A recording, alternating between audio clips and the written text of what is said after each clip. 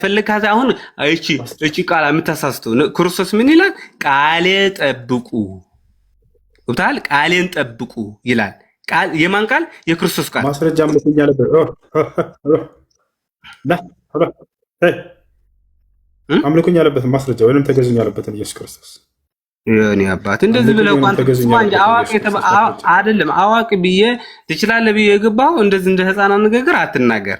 ገብቶሃል? ሲያ በአንተ ቤት ሁሉ የሚያከብር የሚወድ በእስልምና መሰረት አይደለም። ላ በተይተኝ ላላ እሱን ልመልስልህ ነው። የኔ ጥያቄ ነው።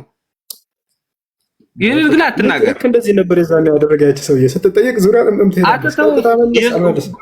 እኔ እሱ ተማር ነኝ። ገብቶሃል? ከፋ ሲደርስ እኔ እሱ ተማር ነኝ። አምልኮኝ ተገዙኝ ብሏል። ተገዙኝ ብሏል አላለም ኢየሱስ ክርስቶስ። ና ልናይህ ነው። እያየነህ እኮ ነው። ተገዙኝ ብሏል ኢየሱስ። ቆይ ልመልስልህ። እኔ እያስወጣለሁ ነው። ልብ በል ዮሐንስ ምዕራፍ 13 ከቁጥር 14 ጀምረህ እንዲህ ይላል። ከ13 እንዲህ ይላል። እናንተ መምህርና ጌታ ትሉኛላችሁ፣ እንዲሁ ነኝና መልካም ትላላችሁ። ልብ ገና አልጨረስኩም። እንዲሁ እኔ ጌታና መምህር ሲሆን ልብ መምህር ሲሆን ይልሃል እግራችሁ ካጠብኩ እናንተ ደግሞ እርስ በርሳችሁ እግራችሁ ትጣጠቡ ዘንድ ይገባችኋል ይላል። ገብቶሃል? ምን ይህንን ያደረገልኝ ክርስቶስ ምንድነው? ትታጠቡ ዘንድ እያዘዘን ነው።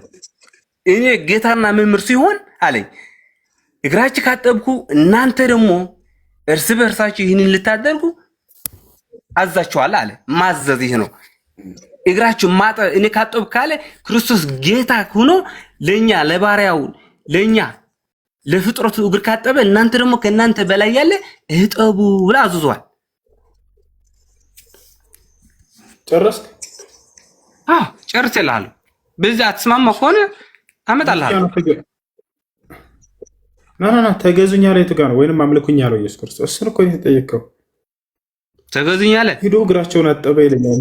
ጠባህኔ ምን አገባኝ? እግራቸውን እየሄድክ ሰዎችን እየዞርክ እሱ አይደለም ጥያቄ። አምልኩኝ ብሏል።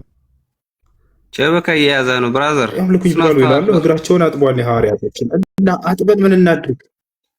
አጥበን አጥቧል እግሩን። ከዚያስ እኮ ስላወጣ እሺ አምልኩኝ የምትለው የፈለከው ዮሐንስ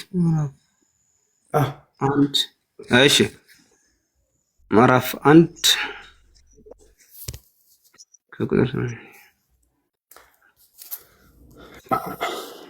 የሰዎች እግር አጥበህ ተጠጣዋለህ? አትጠጣውም? ራእይ ዮሐንስ ልብ በል። እሱን ተው። ወደ ካንዱ ወደ አትሄድ። ማስረጃ እያልከኝ ነው ላምጣልህ። ተው መጀመሪያ ጠየቀው ልመልስልህ። ከጥያቄ ላይ አትጨምርልኝ። አየሽ ትቸዋለሽ። አዎ ነው አይደለም? ቄሶቻችሁ አጥባችሁ የሰው እግር እጣቢ